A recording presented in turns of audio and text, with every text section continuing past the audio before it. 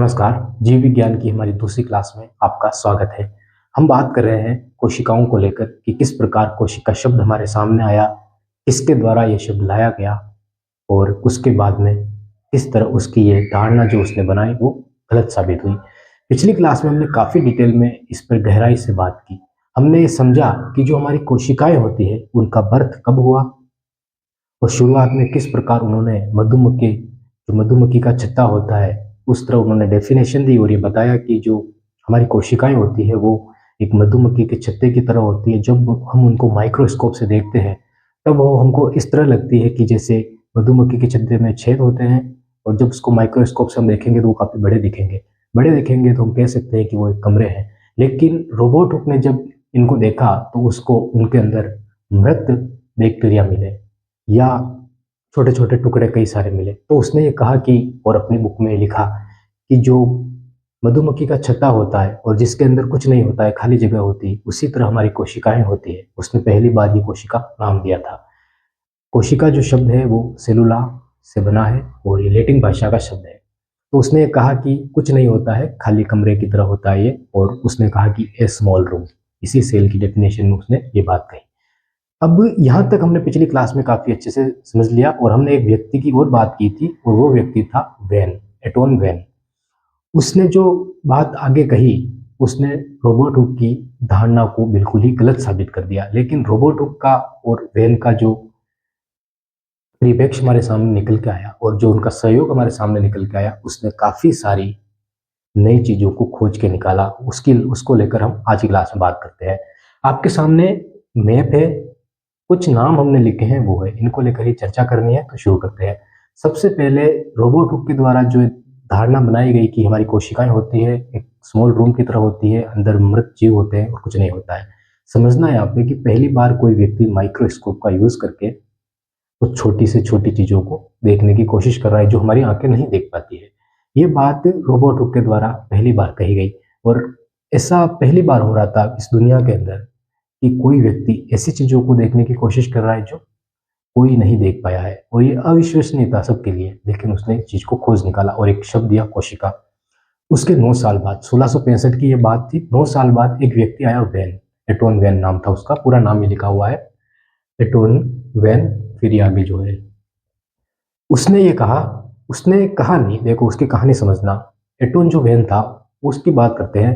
सबसे पहले वो व्यक्ति ना तो कोई वैज्ञानिक था, ना ही वो व्यक्ति कोई विज्ञान में रुचि रखता था, और ना ही उसका संबंध किसी विज्ञान की संस्था से था। उसका कोई संबंध नहीं था। वो व्यक्ति एक डच था, डच व्यापारी था, कपड़ा व्यापारी था वो, कपड़ों के लिए। और सबसे बड़ी बात थी कि उसकी लगन और जिज्ञासा, अब वो वैज्ञानिक क्षेत्र में नहीं था, उसकी लगन और जिज्ञासा जो थी वो कपड़ों के लिए थी। और वो कपड़ों की परख करता था, कपड़ों के धागे को देखता था। तो वो ये बात करता था कि जो कपड़े होते हैं उनके रेशे जो होते हैं उनके लिए, तो क्या करता था वो, ये करता था कि जो लेंस बनाता था उनके लिए, ताकि वो कपड़ों की बारीकी को देख सके। माइक्रोस्कोप रोबोट ने बना दिया गया, मतलब इंसानों के द्वारा बनाया जा सकता था। और उसकी वैन की लगन और जिज्ञासा ने छोटे छोटे जो लेंस बनाए, तो एक वक्त ऐसा आया जब उसने एक माइक्रोस्कोप ही बना दिया। अब जो छोटे छोटे लेंस बना रहा था व्यक्ति, तो उसका जो बारीकी थी काम करने की वो काफी मजबूत हो गई थी। तो उसने जो माइक्रोस्कोप बनाया वो कई गुना बेहतर था। किससे? वो कई गुना बेहतर था रोबोट हुक के द्वारा बनाए गए माइक्रोस्कोप से। जो ये रोबोट हुक के द्वारा बनाया गया माइक्रोस्कोप और वैन के द्वारा बनाया गया माइक्रोस्कोप, इन दोनों की अगर परख करेंगे तो कई गुना बेहतर किसका निकलेगा? वैन का निकलेगा। यहाँ तक आपको समझ में आया? आगे बात करते हैं। अब समझना है आपने लेंस और एनीम्यूक्लस, ठीक है, इसको उसने कहा छोटे जानवर। अब शुरुआत में उसने जब माइक्रोस्कोप बना लिया तब क्या किया कि उसने उस माइक्रोस्कोप से देखना शुरू किया। तो उसको पहली बार बैक्टीरिया दिखे। अब पानी के अंदर बैक्टीरिया दिखे तो कहा जाता है कि एक तालाब था, तालाब के अंदर जब उसने पानी को लिया और पानी के अंदर जब उसने बारीकी से देखा तो उसके सामने इस तरह की एक चीज बनी। पानी की एक बूंद है, उस बूंद के अंदर कुछ बैक्टीरिया दौड़ रहे हैं, कुछ ऐसी चीजें जो काफी सारी। ये बात की, तो ये बात तो हमको काफी डिटेल में करनी है, आगे करेंगे, लेकिन इस कहानी को हम समझ लेते हैं।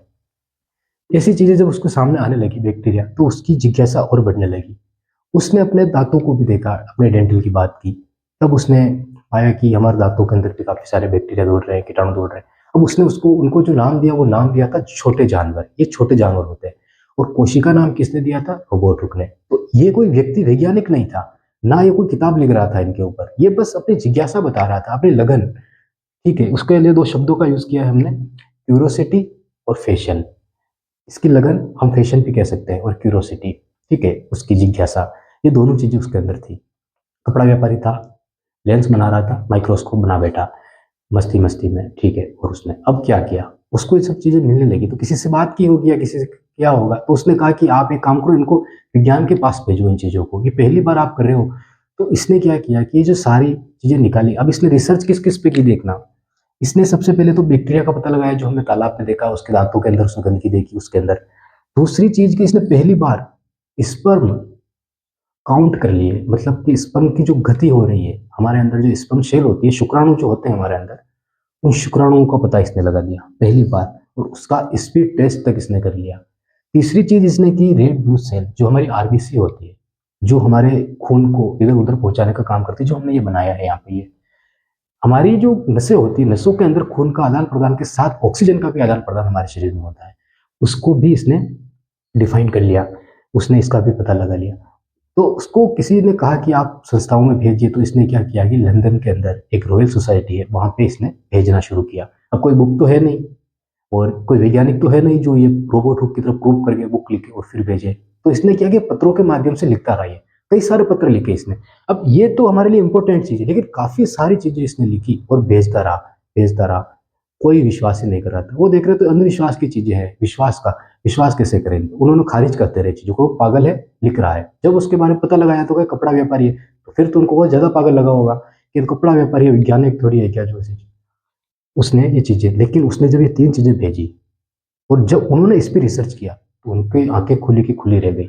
पहली बार इन चीजों पे बात हो रही थी, हमारे शरीर में ऑक्सीजन का आदान प्रदान कैसे हो रहा है, बैक्टीरिया किस प्रकार एक बीज को पेड़ बनाने की प्रोसेस जो हो रही है। तीसरी चीज, हमारा स्पर्म काउंट, हमारी एनर्जी के लिए जो सबसे महत्वपूर्ण चीज है। ये चीजों पे रिसर्च जब करने लगे, तो बात करते हैं अब इसकी, समझना यहाँ पे, जो ये व्यक्ति था, इसकी जो बर्थ था, ये हुआ 1632 के अंदर, 1632 के अंदर। इसने 1674 में ये बात सामने ला के रख दी, और रोबोट हुक ने बात की थी 1665 में। मतलब रोबोट हुक के 9 साल के बाद ये इस व्यक्ति ने इस तरह की बातें कही और ये बता दिया। रोबोट हुक की एक ही गलती रही थी, वो ये थी कि उसने कोशिकाओं के अंदर कुछ नहीं देखा था।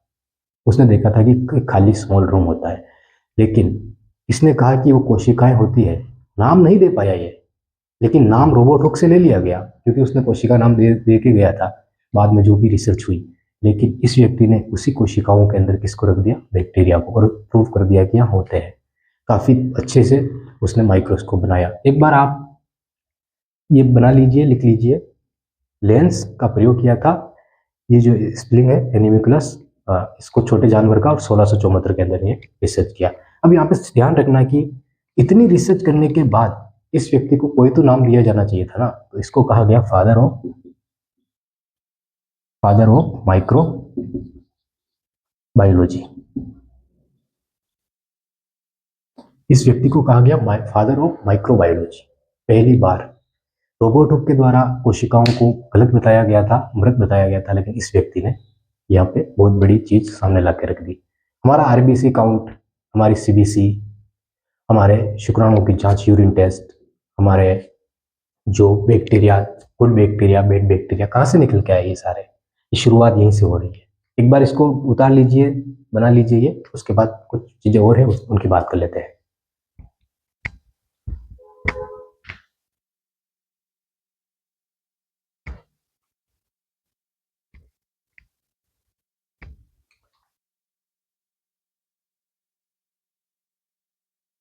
ठीक है, यहाँ तक एक काम करते हैं, क्लास काफी ज्यादा लंबी हो जाएगी, 10 मिनट बहुत होते हैं, नेक्स्ट क्लास में बात करते हैं। आज क्लास कैसी लगी, पसंद आई हो तो कमेंट करके जरूर बताना कि कैसी लगी। कोई जानकारी अगर आपको लगता है छूट गई है तो आप बताना, हम उनको डिटेल में समझा देंगे। बहुत बहुत धन्यवाद। एक चीज और है कि जो माइक्रोग्राफिया बुक है रोबोट हुक के द्वारा लिखी गई, और इसी किताब में इसने बताया था कि जो कोशिकाएं होती है वो अंदर से खाली होती है, स्मॉल रूम की बात की। सेल्स का, सेल जो हम बोलते हैं ना, कोशिकाएं, उनका हिंदी अर्थ ही यही होता है, एक छोटा कमरा, ध्यान रखना। अब हमारे अंदर जब कोशिकाओं की हम बात करते हैं तो एक कमरे की ही हम बात कर रहे हैं और उसी कमरे के अंदर हमको ये सारी चीज़ें देखने को मिलती है। इससे आसान डेफिनेशन देना मुझे नहीं लगता कि ज़रूरी है, ये काफ़ी आसानी से दे दी गई है ताकि आपको कोशिका समझ में आ जाए। बहुत बहुत धन्यवाद आपका, मिलते हैं नेक्स्ट क्लास में।